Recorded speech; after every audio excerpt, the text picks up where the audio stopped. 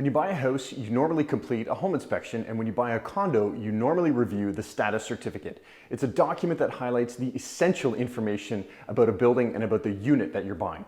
Your lawyer will likely review the status certificate and highlight problems or items of concern like legal actions that are pending against the corporation that could increase your maintenance fees in the future, special assessments, liens registered against the building, insurance coverage, rules and bylaws, which are particularly important if you have a pet in case they have any pet restrictions, and then of course specifics about the unit that you're buying, like the exact parking, locker number, and maintenance fees that are owing.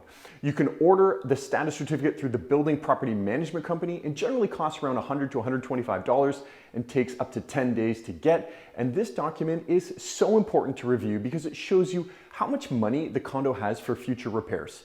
If the building has enough, maintenance fees will increase modestly with inflation. If they don't have enough money, you might find that future increases in maintenance fees are significant, or a special assessment is planned to offset the shortfall of money.